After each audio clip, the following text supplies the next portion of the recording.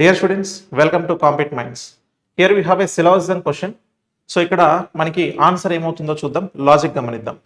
So జనరల్గా మనకి syllogism questions చేసేటప్పుడు స్టేట్మెంట్స్ ఉంటాయి, ఇక్కడ కంక్లూజన్స్ ఉంటాయి. కంక్లూజన్స్లో ఏ కంక్లూజన్ కరెక్ట్ అవుతుందో లేదో ఐడెంటిఫై చేస్తాం. అయితే ఇక్కడ మనము స్టేట్మెంట్స్లో డయాగ్రామ్ డ్రా చేసి రిలేషన్ ఎస్టాబ్లిష్మెంట్ చేస్తాం కదా. అయితే డైరెక్ట్గా ఆప్షన్ ఎలిమినేట్ చేయొచ్చు ఒకానొక సిచ్యువేషన్లో. అదేంటో ఇక్కడ గమనిస్తే మనకి ఇక్కడ కంక్లూజన్లో రెండు కంక్లూజన్స్ ఉన్నాయి, స్టేట్మెంట్లో 3 స్టేట్మెంట్స్ ఉన్నాయి. సో అయితే ఎప్పుడైతే స్టేట్మెంట్స్ అనేవి పాజిటివ్గా ఉంటాయో, అంటే ఇక్కడ ఆల్ కేసు, సమ్ కేసు అని ఉంది, అంటే అన్ని కొన్ని.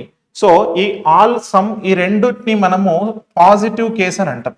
ఇట్లా పాజిటివ్ కేసు ఎప్పుడైతే స్టేట్మెంట్లో ఉంటుందో కంక్లూజన్స్లో నెగిటివ్ కంక్లూజన్స్ అనేవి ఫాల్స్ అవుతాయి.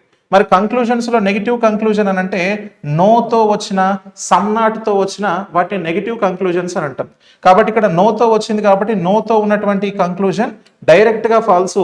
అసలు రిలేషన్ ఎస్టాబ్లిష్మెంట్ చేయాల్సిన అవసరం లేదు, ఇక్కడ దేంతో కంపేర్ చేయాల్సిన అవసరం కూడా లేదు. అండ్ ఇప్పుడు ఫస్ట్ వన్ కరెక్టా లేదా చూద్దాం. సో ఇక్కడ సమ్ లెడ్ ఆర్ టైటానియం అంటున్నాడు. మరి ఒకసారి ఇక్కడ స్టేట్మెంట్లో కంపేర్ చేస్తే ఆల్ టైటానియం ఆర్ టంగ్స్టన్ అన్నాడు కదా. సో టైటానియం టంగ్స్టన్ అవుతుంది అంటున్నాడు. Some tungsten are lead, tungsten కొంచెం లెడ్ అవుతుంది. ఇప్పుడు some lead are titanium, lead ఇక్కడ ఉంది, టైటానియం ఇక్కడ ఉంది. మరి రెండింటికి మధ్యలో సమ్ రిలేషన్ వర్కౌట్ అవుతుంది అని అంటే ఇక్కడ డయాగ్రామ్ ప్రకారం వర్కౌట్ అవ్వట్లేదు. సో ఖచ్చితంగా మనం చెప్పలేం రిలేషన్ వర్కౌట్ అవుతుంది అని. సో కాబట్టి ఈ రెండింటికి మధ్యలో రిలేషన్ ఎస్టాబ్లిష్మెంట్ అవ్వదు. కాబట్టి ఈ కంక్లూజన్ ఫస్ట్ వన్ అనేది ఫాల్స్ అవుతుంది.